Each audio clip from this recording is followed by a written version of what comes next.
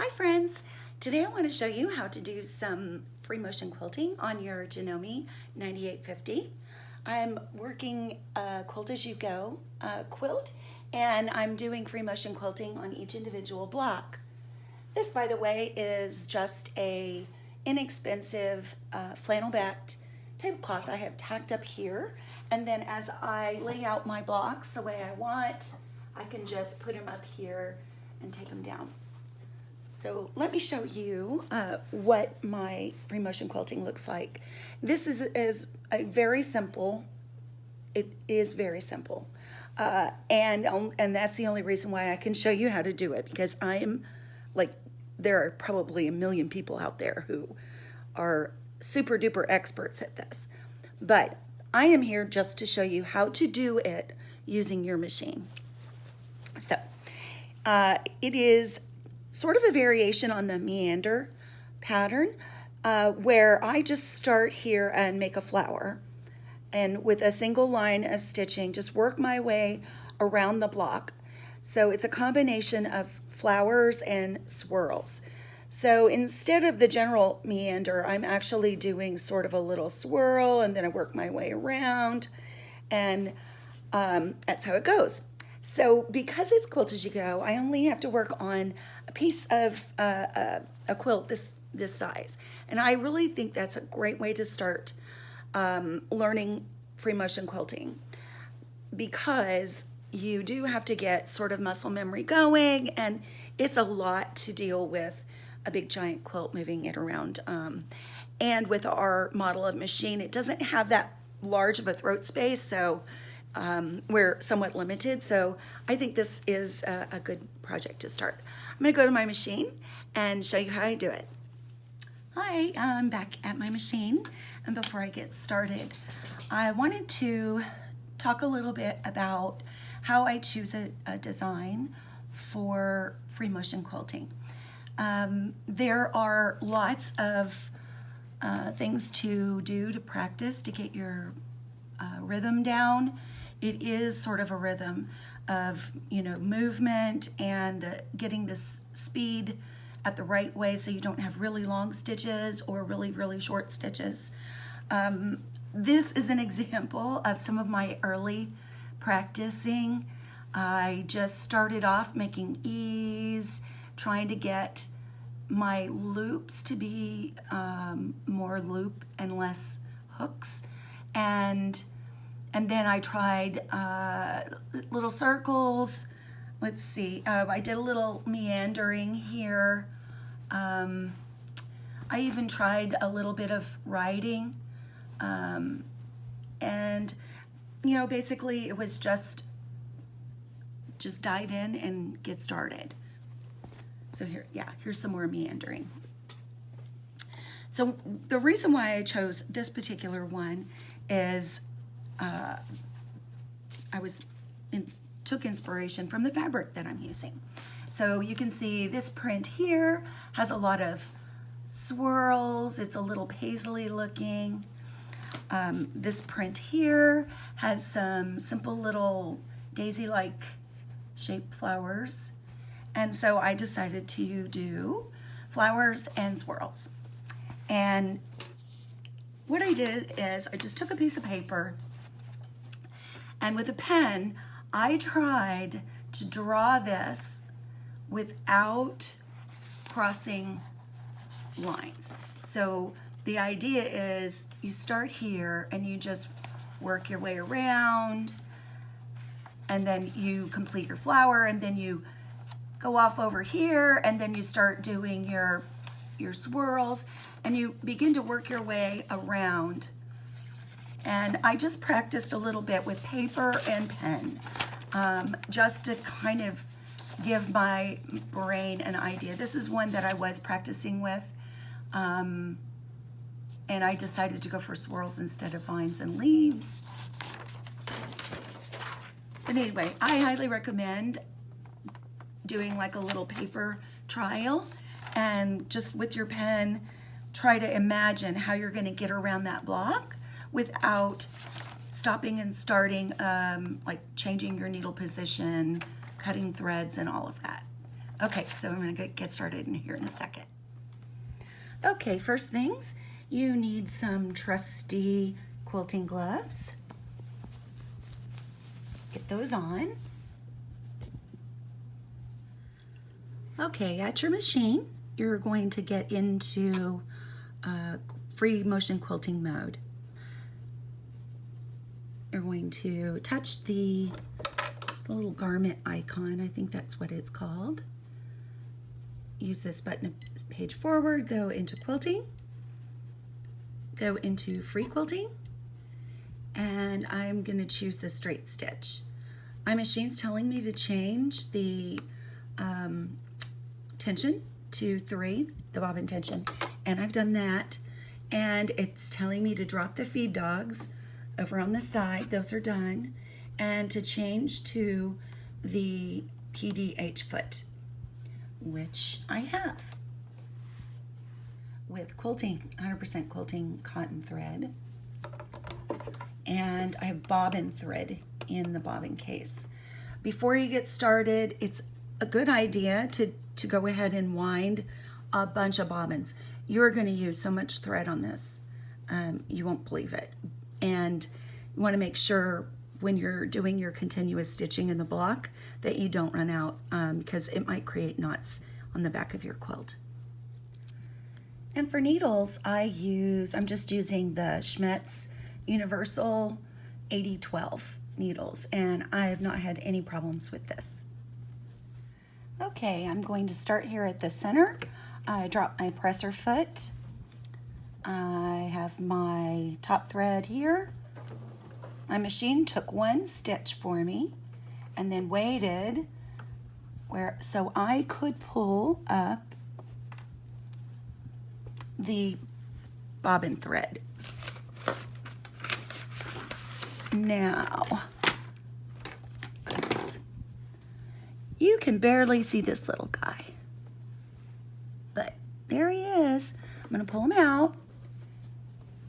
Now, there are some schools of thought here. Purists would leave these dangling, try to avoid them all the way around their block or even their quilt, and then take a needle and thread and bury this thread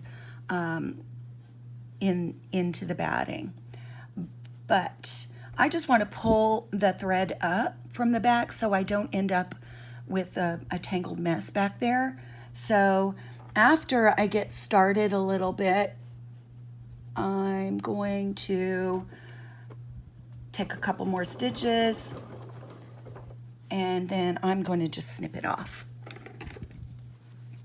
It won't interfere with the back, the threads won't interfere with the back of my quilt, which is the big issue. Okay, so it's important, just relax. Quilting gloves are handy. Just relax your shoulders. It is not a big deal. And you start in the center and you kind of find your rhythm, going around in circles. And then I'm gonna come out here and make a petal. Go out here, make another petal. They don't have to be even. These are fun little flowers. So you'll notice some of my stitch length looks really, really long, and that's because my machine's going too slow for as fast as I'm pushing.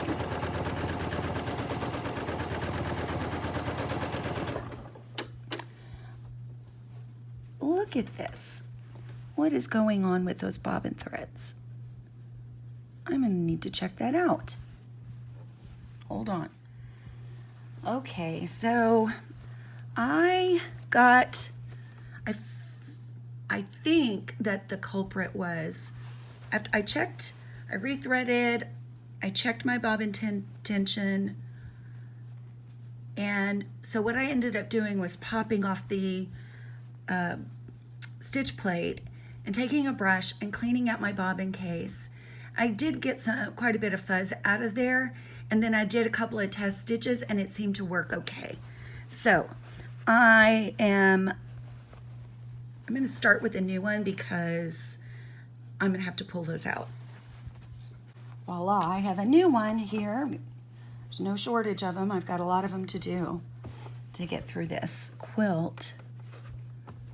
But you know, one of the reasons why I really love Quilt As You Go is because you can steal away, you know, an hour here, an hour there, and you just work on little blocks at a time, and you're still accomplishing it over time, but you're not, you know, chained to your sewing machine for weeks trying to finish it and, you know, working with the big giant pieces.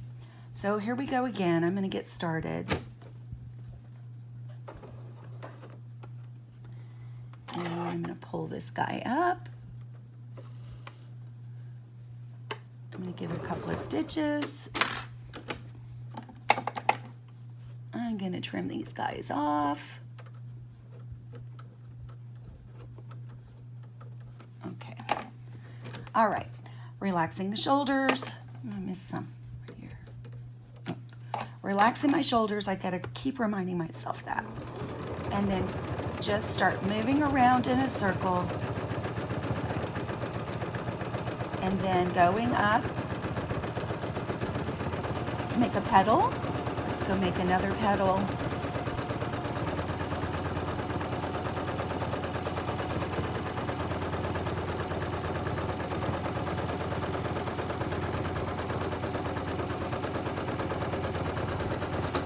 You don't have to be perfect because these are just fun, right? Okay, now I'm going to come out here and I'm going to start with one of my little swirly curlies. And I'm just working my way around. I'm in the center, gonna go out this way. I'm gonna make a little swirl here. Now I'm gonna make another little flower here. Only this one's a little one. And I'm not too worried about it being perfect. And then I'm going to make a little tiny curly Q here. And I think I need to fill in this spot. Okay, now I'm going to stop here and I'm going to look and see how I'm doing, where I filled. And I know that I'm going to probably come back around here before I start working my way this direction. So I could change direction depending on, you know, what makes you feel more in control of it. Okay, so I'm going to swing around here. I'm going to do this little number. Okay, that's not a very pretty one, but hey, whatever.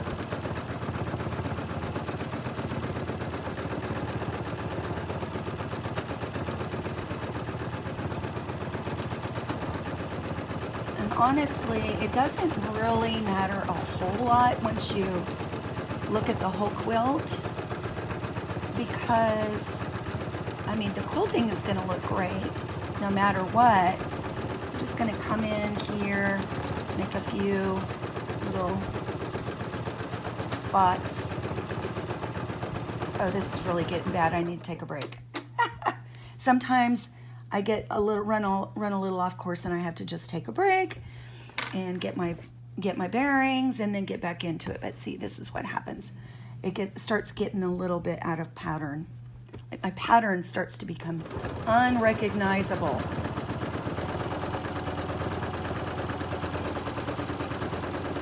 And then I'm going to come around here the other direction. And then I'm going to go in here. And then go around in here.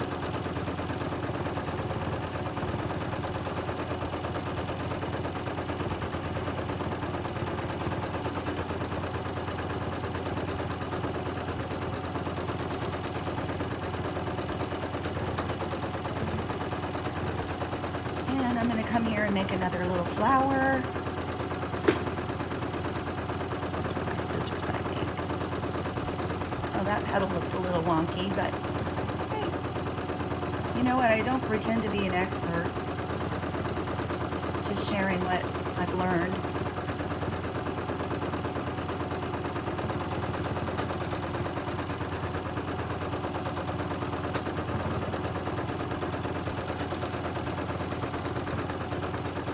I did not spray baste, and I'm regretting that right now. The market, and it's my favorite place to start because it's a microcosm of life. Exactly. Okay, so I don't have any spray based, and I kept accidentally running over pins. Not a good thing. So I am doing this one without any pins or spray basting. So you can see I've got a little bit of puckering going on here. So that is a cautionary tale. Like I said, you know, I'm just being real with you.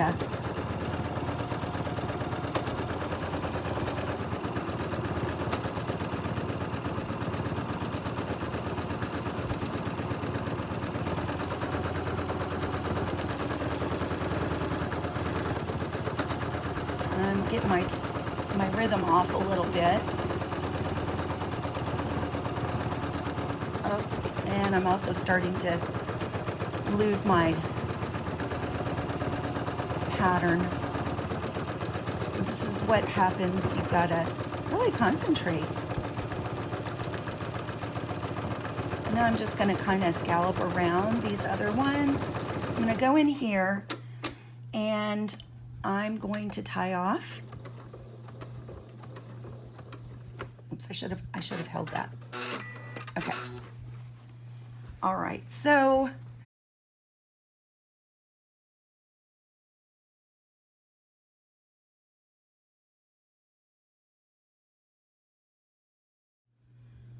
okay, I'm done with that, and now I'm inspecting my work, and I can tell the parts that I don't like very much. Okay, I started getting a little bit off track here.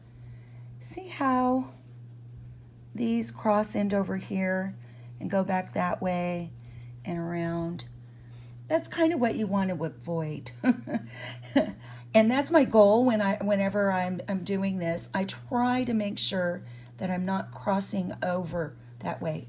Now you can change direction, and you can, like, I think they call it traveling, where you start stitching along and maybe you want to go another way, and maybe you want to go over here. You stitch back this way and then you start. And that's okay to recover the same stitches, but to just cross them over like that is really not desirable. So that's a fail. But overall, I think, you know, when this gets all put together and you look at it en masse, it's going to just sort of blend in, I think. Anyway, hope you enjoyed this. Have fun. Don't be afraid. Give it a try.